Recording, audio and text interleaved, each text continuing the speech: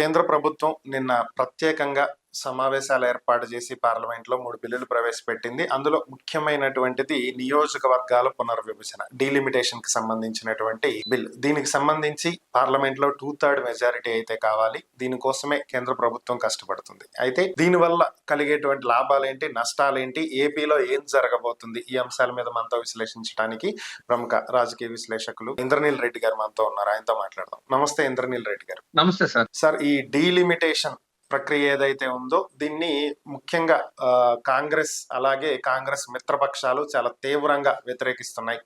YCP కూడా కొన్ని conditions పెట్టినట్లుగా తెలుస్తుంది. వీటికి ఒప్పుకుంటేనే మేము మద్దతు ఇస్తామని చెప్పినట్లుగా తెలుస్తుంది. మరి ఓవరాల్ గా దీనివల్ల కలిగేటువంటి లాభం ఏంటి, నష్టం ఏంటి, ఎందుకు ఇంత పట్టుబట్టాల్సిన పరిస్థితి ఏర్పడింది? జనరల్ గా డిలిమిటేషన్ అనేది గతంలో అంటే మనకి 3-4 టైమ్స్ జరిగింది. ప్రొసీజర్ ఏంటి, జనగణన కంప్లీట్ అయిన తర్వాత ఆ జనగణన ప్రామాణికంగా తీసుకొని డిలిమిటేషన్ జరుగుతుంది. అయితే ఒక 3-4 టైమ్స్ ఆ విధంగా జరిగింది. కానీ ఒక 30 సంవత్సరాల పాటు ఈ డిలిమిటేషన్ అనేది చెయ్యొద్దు అనే విధంగా ఇందిరాగాంధీ గారు ప్రధానమంత్రిగా ఉన్నప్పుడు దాన్ని నిలిపివేయడం జరిగింది. సో మధ్యలో జనగణన జరిగిన తర్వాత కూడా డిలిమిటేషన్ అనేది జరగల. ఈ డిలిమిటేషన్ ఎప్పుడైనా చూడండి, అంటే మీకు ఒక ఎగ్జాంపుల్ ఏంటి అంటే, ఏదైనా జిల్లాల పునర్విభజన ఎందుకు చేస్తాం? గవర్నెన్స్ అంటే ప్రభుత్వం తన బాధ్యతలని లిమిటెడ్ పీపుల్ కి చేసేటప్పుడు ఈజీగా చేయగలదు.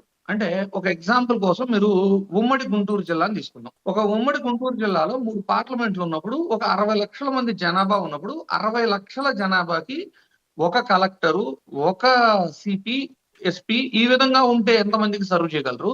అదే దాన్ని మనము 3 జిల్లాలుగా విభజించుకున్న తర్వాత 20 లక్షల మంది ప్రజానికానికి ఒక కలెక్టర్ అన్నప్పుడు, అంటే వాళ్ళు చేయాల్సిన ప్రభుత్వ బాధ్యతలు ఏవైతే ఉందో, గవర్నెన్స్, అది లా అండ్ ఆర్డర్ అవ్వచ్చు, లేదు పథకాల రూపాన అవ్వచ్చు, ఏదైనా కావచ్చు, ఆ గవర్నెన్స్ అనేది చాలా సులభం అవుతుంది. అలాగే డిలిమిటేషన్ కూడా ఏంటంటే, లిమిటెడ్ నెంబర్ ఆఫ్ పీపుల్ కి ఒక assembly, limited number of people కి ఒక పార్లమెంటు ఉన్నప్పుడు, ఆ పర్టికులర్ ప్రజల యొక్క సమస్యలు అవ్వచ్చు, ఆ ప్రాంత అభివృద్ధి కోసం అవ్వచ్చు, ఆ ప్రజాప్రతినిధి పోరాడటానికి కానివ్వండి, అవి నిధులు సమకూర్చుకునే విధంగానో అంటే తెచ్చుకోవడం అవ్వచ్చు, ఇలాంటివన్నీ చేసుకోవడానికి అవకాశం కలుగుతుంది. అందువల్ల డీలిమిటేషన్ అనేది చాలా మంచి ప్రక్రియ.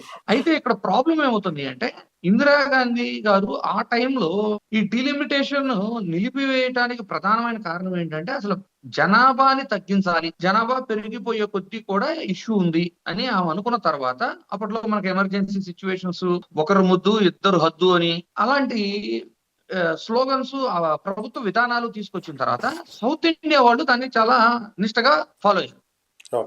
సో కంపారిజన్ ఎలా అయిపోయింది, నార్త్ ఇండియాలోనేమో పాపులేషన్ పెరిగింది, సౌత్ ఇండియాలోనేమో పాపులేషన్ తగ్గింది. ఇప్పుడు మనకి జనరల్ గా రాజ్యాంగంలో ఉన్న ఆర్టికల్స్ వైజ్ ఏంటి, జనగణన జరిగి జనగణన ప్రామాణికంగా చేసుకొని డిలిమిటేషన్ జరగాలి. అలా జరిగితే గతంలో ప్రభుత్వం తీసుకొచ్చిన నిబంధనలకి అనుసరించిన సౌత్ ఇండియానే నష్టపోతుంది, అనుసరించని నార్త్ ఇండియా లబ్ధి పొందుతుంది. ఇది ఫస్ట్ ఒక 1 year బిఫోర్ నుంచే సౌత్ ఇండియా స్టేట్స్ నుంచి రిపీటెడ్ గా వస్తున్న అబ్జెక్షన్స్. సో అందు కారణంగా వీళ్ళు ఏం చేశారు, లాస్ట్ గా మనకి ఎప్పుడు జరిగింది, 2011లో జనగణన జరిగింది. జనరల్ గా అయితే 2021లో జరగాలి. కరోనా కారణాల రీత్యా 2021-22లో జరపలేకపోయారు. అలా ఎక్స్టెండ్ అవుతూ 2026కి వచ్చింది. ఆల్రెడీ జనగణన ప్రాసెస్ లో హౌస్ హోల్డ్ అనేది నిన్న స్టార్ట్ అయింది ఏపీలో కూడా.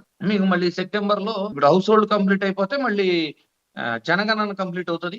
ఓవరాల్ గా ఈ రెండింగ్ కల్లా మనకి జనగణన కంప్లీట్ అయింది. కానీ ఇక్కడ సౌత్ ఇండియా నుంచి వచ్చిన అబ్జెక్షన్స్ రీత్యా ఏ ప్రాంతానికి అన్యాయం జరగకూడదని ప్రస్తుతం ఏ నిష్పత్తిలో అయితే ఉన్నాయో అదే నిష్పత్తిలో అందరికీ సమపాళ్లలో న్యాయం జరగాలి అంటే, జనాభా లెక్కన పక్కన పెట్టి వీళ్ళు ఏం చేయాలనుకుంటున్నారు, డీలిమిటేషన్ చేయాలనుకుంటున్నారు. దానికి ప్రపోజ్ ఏం చేశారు, ఎవరికి ఎన్ని పార్లమెంట్లు ఉంటే దానికి 50% పెరుగుతాయి అని చెప్తున్నారు. దానివల్ల ఏ రాష్ట్రానికి అన్యాయం జరగదు అనేది వాళ్ళు చెప్పే మాట. కానీ ఇప్పటి వరకు పొలిటీషియన్స్ కూడా అబ్జర్వ్ చేయని ఒక విషయం ఏంటంటే, సౌత్ ఇండియాలోనేమో 70-84% ఓటింగ్ చేస్తాం మనం. ఇప్పుడు జనాభా పెరిగింది అని వీళ్ళు లెక్కలు చూపించేది ఎక్కడ, ఉత్తరప్రదేశ్, బీహారు, గుజరాత్, మధ్యప్రదేశ్ ఈ ప్రాంతాల్లో మీరు చూసుకుంటే ఓటింగ్ పర్సంటేజ్ ఎంత ఉంది, 55%, 56% మాత్రమే ఉంది. నిజంగా జనాభా ఉంటే 55%, 56% పోలింగ్ ఎందుకు అవుతున్నాయి?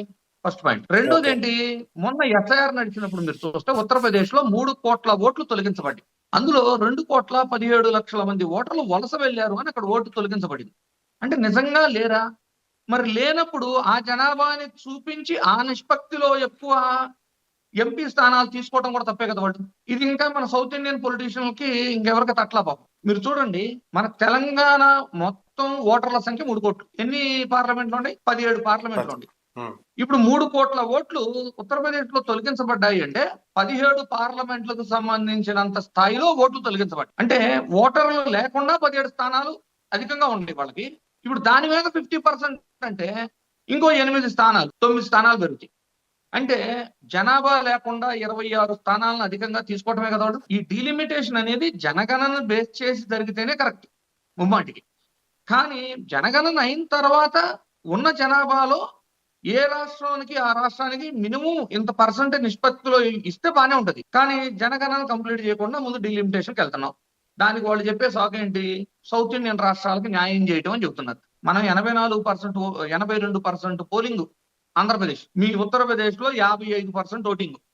అసలు కంపారిజన్ ఉందా? ఇప్పుడు మహిళా బిల్లు ఆమోదం తెలిపి ఆల్రెడీ 2024 పార్లమెంట్ ఎన్నికల కంటే ముందే మహిళా బిల్లు పాస్ అయి ఉంది. ప్రెసెంట్ ఏంటి? దాన్ని 2029లో తీసుకొస్తున్నారు. మహిళా బిల్లుని ఎలా చెబుతున్నారు అంటే రొటేషన్ సిస్టమ్ లో అప్లై చేద్దామని చెబుతున్నారు. అంటే మనం ఎంపీటీసీలు, జెడ్పీటీసీలు, పంచాయతీ ఎలక్షన్ లో రొటేషన్ సిస్టమ్ ఉంటుంది కదా. అంటే ఈ ఎలక్షన్ లో ఈ స్థానాల్లో మహిళా అభ్యర్థులకు అవకాశం ఉంటే నెక్స్ట్ ఎలక్షన్ వచ్చే టైంకి మళ్ళీ మరొక మారుతుంది. స్థానాలు. Yeah. ఆ విధంగా రొటేషన్ సిస్టమ్ లో మారుతామని చెప్తున్నారు. ఇక్కడ ఎస్పీ అంటే బీసీ ఓట్ బ్యాంక్ మీద ఆధారపడిన పార్టీలంతా ఏం చెప్తున్నాయి? మహిళా రిజర్వేషన్ లో సైతం బీసీలకు సపరేట్ గా కేటాయించండి ఎంత పర్సంటేజ్ అని, ముస్లింలకు కేటాయించండి ఎంత పర్సంటేజ్ అని అడుగుతున్నాయి. కానీ మన రాజ్యాంగంలో ఎలా ఉంది? మతపరంగా ఇలా మతపరంగా రిజర్వేషన్ ఇవ్వడానికి యాక్సెప్టెన్స్ లేదు. వాళ్ళు అది చెప్తున్నారు. కానీ ఈ మహిళా రిజర్వేషన్ లో already applicable SC ST reserved constituencies మాత్రం అదే రేషియోలో మహిళా రిజర్వేషన్ లో కూడా ఇవ్వాల్సి వస్తుంది. అంటే బీసీ బిల్లు పాస్ అయితే తప్పితే ఈ మహిళా రిజర్వేషన్ లోకి బీసీలని తీసుకురాలేరు. సో అదొక చర్చ నడుస్తుంది కేంద్రంలో. అయితే ఇప్పుడు మనకేం చెప్పారు? భారతదేశంలో జనాభా ప్రాతిపదికన కాకుండా ఇప్పుడు ఎన్ని పార్లమెంట్లు అయితే ఉన్నాయో ప్రతి రాష్ట్రంలోనూ 50% పెరుగుతాయి, ఏ రాష్ట్రానికి అన్యాయం జరగదు అంటున్నారు. ఈ ప్రొసీజర్ 2011 జనాభా ఆధారంగా అంటున్నారు. అసలు జనాభా ప్రాతిపదికే లేనప్పుడు జనాభా ఆధారంగా ఎందుకు అంటున్నారు అనేది తెలుసుకోవాలి. ఎస్సీ ఎస్టీ రిజర్వ్డ్ కాన్స్టిట్యున్సీస్ ఎక్కడెక్కడ పెట్టాలి అంటే జనగణన కావాలి. సరే జనగణన కావాలి అంటే 2026 కంప్లీట్ అయిన తర్వాత చేసుకోవచ్చు కదా. Yes. కానీ ఇక్కడ ఏం చేస్తున్నారు? 2011లో ఉన్న డేటాని ఆధారం చేసుకొని, అంటే 15 సంవత్సరాల క్రితం డేటాని ఆధారం చేసుకొని అప్పుడు ఎస్సీ ఎస్టీ సామాజిక వర్గం వాళ్ళు ఎక్కడ అధికంగా ఉండారో చూసి ఇప్పుడు డిలిమిటేషన్ లో ఎస్సీ ఎస్టీ రిజర్వేషన్ చేస్తా అంటున్నారు. ఇది ఎంతవరకు కరెక్ట్? Hmm. వాళ్ళ ఆర్థిక అవసరాల కోసము, ఉపాధి కోసము రకరకాలుగా మైగ్రేషన్ అయి ఉంటారు కదా, వలసలు వెళ్ళి ఉంటారు కదా. Yes. పట్టణాభివృద్ధి జరిగిన తర్వాత ఎస్సీ ఎస్టీలు కూడా చాలా మంది పట్టణాలకు వచ్చి ఉంటారు కదా. Yes. 2011 డేటా ఆధారం చేసేసి ఈ రోజున నిజంగా ఎస్సీలు లేని ప్రాంతాల్లో ఎస్సీ రిజర్వ్డ్, ఎస్సీలు అధికంగా పట్టణాల్లో ఉన్నా కూడా పట్టణ ప్రాంతాల్లో జనరల్ చేస్తే వాళ్ళకి అన్యాయం చేసినట్లే కదా. Yes. సో ఈ ఎస్సీ ఎస్టీల కోసం ఇప్పటిదాకా ఎవరు ఏ పార్టీ కూడా మాట్లాడట్లా. అంటే మళ్ళీ చెప్తా చూడండి, జనగణన కంప్లీట్ అయిన తర్వాత డిలిమిటేషన్ జరగాలి. జనగణన ఆధారితంగా జరిగితే సౌత్ ఇండియా రాష్ట్రాలకు అన్యాయం జరుగుతుంది. సౌత్ ఇండియా రాష్ట్రాలకు మేలు చేయటం కోసం ఏ రాష్ట్రానికి ఆ రాష్ట్రం 50% పెంచుతున్నాం అన్నారు. ఈ పెంచే ప్రొసీజర్ లో 2011 డేటా ఎందుకు అవసరమైంది అంటే కేవలం ఎస్సీ ఎస్టీ రిజర్వేషన్లు డిసైడ్ చేయడానికి అంటున్నారు. మరి ఎస్సీ ఎస్టీ రిజర్వేషన్ డిసైడ్ చేయాలి అంటే మీరు 2026 జనగణన స్టార్ట్ అయిన తర్వాత 2026ను ప్రామాణికంగా తీసుకోవచ్చు కదా. ఇన్ని 15 సంవత్సరాలు ఆగిన మనము ఇంకొక 6 నెలలు ఆగలేమా సార్? ఎందుకు ఆగలేము? అంటే వాళ్ళకి పూర్తి స్థాయి న్యాయం జరగాలంటే 2026 జనగణనను బేస్ చేసే కదా వెళ్ళాలి. Yes, exactly. సో ఆ విధంగా ఇక్కడ జరగట్లా. నెక్స్ట్ నిన్న మిథున్ రెడ్డి గారు, వైవి సుబ్బారెడ్డి గారు పార్లమెంట్ లో రాజ్యసభలో ఆంధ్రాలో మరలా రాయలసీమకి, కోస్తాకి, ఉత్తరాంధ్రకి కూడా ప్రాంతాల వారీగా మాత్రమే పెంచాలని ఒక ప్రపోజల్ పెట్టారు. జనరల్ గా ఏం చేస్తారు అంటే 2009 కంటే ముందు జరిగిన డీలిమిటేషన్. అప్పుడు ఏం జరిగింది? జనగణన బేస్ చేసి అంటే అసెంబ్లీ స్థానాలు, పార్లమెంటు స్థానాలు పెంచకుండా కేవలం సరిహద్దుల మార్పు మాత్రమే జరిగింది డీలిమిటేషన్ పేరుతో. 2009 ఎలక్షన్ ముందు పునర్విభజన. ఇప్పుడు అంటే 2009లో అలా జరిగినప్పుడు కానీ మీరు చెక్ చేసుకుంటే రాయలసీమలో సీట్లు తగ్గినాయి,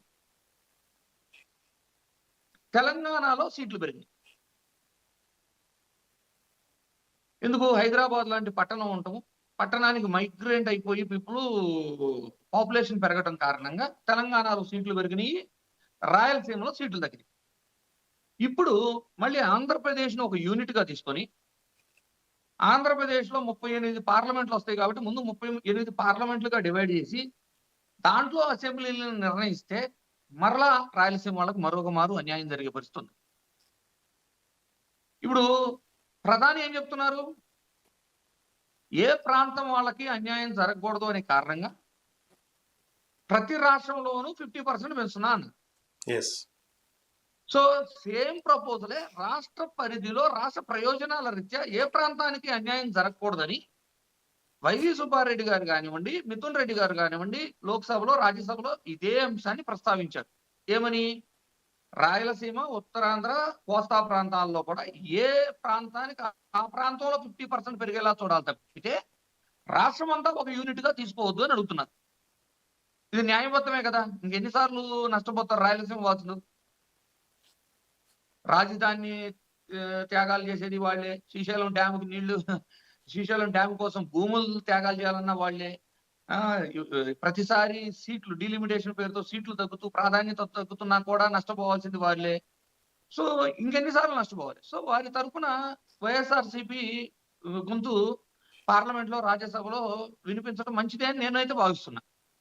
సో ఈ ఓవరాల్ ప్రొసీజర్ లో 2009 రిజల్ట్స్ చూసిన మన ఓటర్లు అంతా ఏమనుకుంటారంటే డీలిమిటేషన్ జరిగితే అది అధికారంలో ఉన్న వాళ్ళకి అనుకూలము అనుకుంటున్నారు. డీలిమిటేషన్, పునర్విభజన కేవలం సరిహద్దుల మార్పు మాత్రమే జరిగితే వాళ్ళు అనుకునేది వాస్తవం, ముమ్మాటికి అధికార కూటమికి అనుకూలంగా జరిగింది. కానీ సీట్లు పెంపు పెరిగిన తర్వాత అది ఇద్దరికి ఈక్వల్ ఛాన్స్ ఇస్తుంది. ఇప్పుడు జరిగిన డీలిమిటేషన్ అంటే పార్లమెంట్ లో నేను చెప్తుంది కంటే ముందు జరిగిన డీలిమిటేషన్ కారణంగానే మొట్టమొదటిసారి కాంగ్రెస్ అధికారాన్ని కోల్పోయింది. దేశంలో మొట్టమొదటిసారి కాంగ్రెస్ అధికారం కోల్పోయి జనతాదళ్ అధికారాన్ని చేపట్టగలిగింది. కాకపోతే ఎక్కువ రోజులు నిలబెట్టుకోలేకపోయింది. ఇంటి పోరులో ఇంటర్నల్ ఇష్యూస్ వల్ల ఎక్కువ రోజులు నిలబెట్టుకోలేకపోయింది. సో డీలిమిటేషన్ వలన అధికారం కోల్పోయాం అనుకున్నారు, నిజంగా జనాభాని కంట్రోల్ చేయాలనుకున్నారు తెలియదు. కానీ 30 సంవత్సరాలు డీలిమిటేషన్ ఉండకుండా నిషేధం అయితే చేయగలిగారు ఆ రోజున. సరే, అయితే ఇప్పుడు మీరన్నట్లు సౌత్ స్టేట్స్ కి నష్టం కలుగుతుంది కాబట్టి మనం దీని గురించి గట్టిగా పోరాడేటువంటి అవకాశం అయితే ఉంది. కానీ ఇక్కడ ఒక్క విషయం అర్థం కాని ఏంటంటే 2026-27 వరకు వెయిట్ చేస్తే 2027 సెన్సస్ కంప్లీట్ అవుతాయి. సో 2029 వరకు ఎలక్షన్లకి టైం ఉంది. సో అంటే ఇంకా 2 ఏళ్ల సమయం ఉంది. సో ఎప్పుడైతే సెన్సస్ వస్తాయో అప్పుడు మీరన్నట్లు దాన్ని బేస్ చేసుకుని పద్ధతిగా అందరికీ న్యాయం జరిగే విధంగా డీలిమిటేషన్ చేయటానికి ఛాన్స్ ఉంది. డీలిమిటేషన్కి ఏమి సంవత్సరాల టైం అయితే పట్టదు, మనం ఇప్పుడు మాట్లాడుకున్నట్టు. సో 2029 ఎలక్షన్స్ న్యూ సెన్సస్ బేస్డ్లోనే new delimited assembly constituencies and parliament constituencies based వెళ్లేదానికి అవకాశం ఉంది. కానీ ఆ ఆప్షన్ని కేంద్రం ఎందుకు ఎంచుకోవట్లేదు? ఒకటి. రెండవది, కేంద్రంలో ఎన్డీఏ కూటమిలో రెండవ అతిపెద్ద పార్టీ టీడీపీ. సో ఈ అన్యాయాన్ని టీడీపీ ఎందుకు అడ్డుకునే ప్రయత్నం చేయట్లేదు? టీడీపీ గట్టిగా మాట్లాడితే దేశంలో ఉన్న ప్రతి రాష్ట్రానికి న్యాయం జరిగింది, కానీ ఆ దిశగా ఎందుకు అడుగులేయట్లేదు? మీరు ఇక్కడ ఒకటి నోటీస్ చేయాల్సింది ఏంటి అంటే కేంద్రంలో ఉన్న బీజేపీ అవ్వచ్చు, వాళ్ళ కూటమి భాగస్వామిగా అయిన టీడీపీ అవ్వచ్చు, వీళ్ళు ఈ ఎలక్షన్ గెలిచిన తర్వాత మాత్రం పూర్తిగా హిందుత్వ ముసుగుని వేసేశారు. ఓకే. ఈ హిందుత్వం ముసుగేసిన తర్వాత మెజారిటీ ఆఫ్ ఎస్సీస్ ఆల్రెడీ కన్వర్టెడ్ క్రిస్టియన్స్. ఇది ఆన్ రికార్డెడ్ గా లేకపోయినా, అంటే మీకు సర్టిఫికేట్ వైజ్ ఇలా లేకపోయినా చాలా మంది వాళ్ళు నమ్మేది క్రిస్టియానిటీని నమ్ముతూ యా ఫాలో యా అవుతున్నారు. ఇది జగమెరిగిన సత్యం.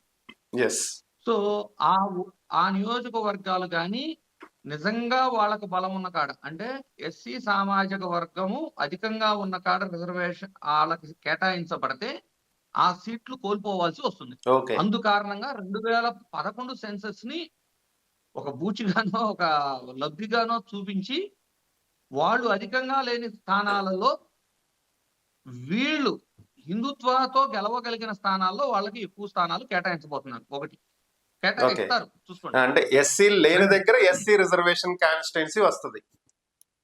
నెక్స్ట్ ముస్లిమ్స్ దగ్గరికి వెళ్దాం. ముస్లిం మతంలో మహిళా ప్రాధాన్యత తక్కువ.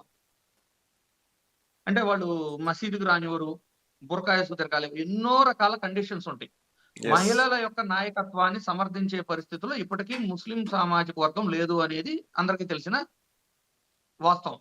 ఎస్ సో ఈ మహిళా రిజర్వేషన్ కూడా ముస్లింస్ అధికంగా ఉన్న స్థానాల్లో మహిళలకు కేటాయించే అవకాశాలు స్పష్టంగా కనబడుతున్నాయి. ఓకే సో ఇప్పుడు బీజేపీని మీరు తక్కువ అంచనా వేయద్దు. వాళ్ళు డీలిమిటేషన్ చేస్తున్నారు అంటే 2029 ఎన్నికల్లో మరలా ఎలా గెలవాలి అనేది వర్క్ చేసుకున్న తర్వాతే ఈ ప్రపోజల్ తెస్తారు. అంతేగాని వాళ్ళేమో ఏదో ఆల్ ఆఫ్ సడన్ అందరూ అడుగుతున్నారు కాబట్టి డీలిమిటేషన్ చేస్తాము అనేది అయితే ఉండదు. వీటన్నిటికంటే ఆశ్చర్యకరమైన విషయం ఏంటంటే 2024 ఎన్నికల్లో ఏవో అవకతవకలు జరిగినాయి అంటే వాటికి సమాధానాలు చెప్పరు. ఈవీఎం మీద అనుమానాలు ఉన్నాయంటే నివృత్తి చేయరు. వెబ్కాస్టింగ్ రిలీజ్ చేయమంటే చేయరు. కొన్ని వందల వేల కోట్లు ఖర్చు పెట్టి ఎలక్షన్ లో వీవీప్యాట్ స్లిప్ డబ్బాలు పెట్టి స్లిప్పులు డ్రాప్ అయ్యేదాన్ని లెక్కించమంటే లెక్కించరు. ఓటర్ ఐడిని ఆధార్ కార్డుని ఇంటిగ్రేట్ చేయండి అంటే చేయరు. ఓట్ చోరీ జరుగుతుంది, ఒకే వ్యక్తికి ఇన్ని రకాల ఓట్లు ఉంటున్నాయి, సిస్టమ్ ఆపరేటెడ్ గా ఓట్లు యాడ్ అవుతున్నాయి అని ప్రూవ్ చేసిన తర్వాత కూడా దాన్ని అంటే ఏమంటారు, ఏదన్నా తప్పులు జరుగుంటే, తప్పులు అంటే నేను అనేదంటే టెక్నికల్ ఎర్రర్స్ లాంటివి సరిదిద్దుకునే ప్రయత్నాలు జరగట్లేదు. అంటే ప్రజాస్వామ్యంలో నమ్మకమైన ఎలక్షన్ జరిపించగలము అనే ఒక విశ్వాసాన్ని ప్రజలకు కల్పించకుండా ఇన్ని అనుమానాలు ఈ 2 ఏళ్లలో ఎన్నో రాష్ట్ర ఎన్నికల్లోనూ లేదు 2024 పార్లమెంటు ఎన్నికల్లోనూ ఎంతో మంది ఎన్నో అనుమానాలు లేవనెత్తి నిరూపించిన తర్వాత సైతం వాటిని సరిదిద్దుకునే సమయం లేనట్టు డీలిమిటేషన్ సైడ్ వెళ్తున్నారు. అంటే ఏ లబ్ధి, ఏ ఆలోచన, ఎలాంటి రాజకీయ కోణం లేకుండానే వాళ్ళ 2029లో వాళ్ళ గెలుపు కోసం అన్ని సిద్ధం చేసుకోవడానికి వెళ్తున్నట్లు మనం భావించొద్దా? ఎస్ ఎగ్జాక్ట్లీ, అస్త్రాలు సిద్ధం చేస్తున్నారు. మీరు చెప్పినట్లు ఒకవేళ 2026 జనగణన కంప్లీట్ అవుతుంది, డీలిమిటేషన్ ఇప్పుడు ఏం ఆపవసరం లేదు. డీలిమిటేషన్ నియోజకవర్గాల వరకు ముందు బౌండరీస్ డిసైడ్ చేసేయండి. ఎస్సీ రిజర్వ్డ్ నియోజకవర్గాలు ఏమిటి అనేది మీకు జనగణన కంప్లీట్ అయిన తర్వాత అనౌన్స్ చేయొచ్చు కదా. డీలిమిటేషన్ ప్రొసీజర్ కూడా ఇప్పుడు ఆపవసరం. డీలిమిటేషన్ ప్రొసీజర్ ని స్టార్ట్ చేయనిచ్చి నియోజకవర్గాలు ఎక్కడెక్కడ ఏ పార్లమెంట్ బౌండరీస్ డిసైడ్ అయిన తర్వాత వీటిల్లో ఎస్సీ ఎక్కడ, ఎస్టీ ఎక్కడ అనేది 2026 సెన్సస్ కంప్లీట్ అయిన తర్వాత చేయొచ్చు కదా. ఎందుకు 2011 సెన్సస్ తీసుకొని వెళ్తున్నారు మీరు?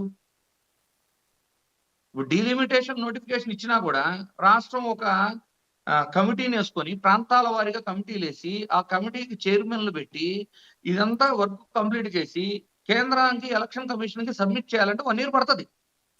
ఈ 1 year లో మీకు 2026 సెన్సస్ కంప్లీట్ అవుతున్నప్పుడు ఎందుకు మనం 2011 సెన్సస్ మీద వెళ్ళాలి?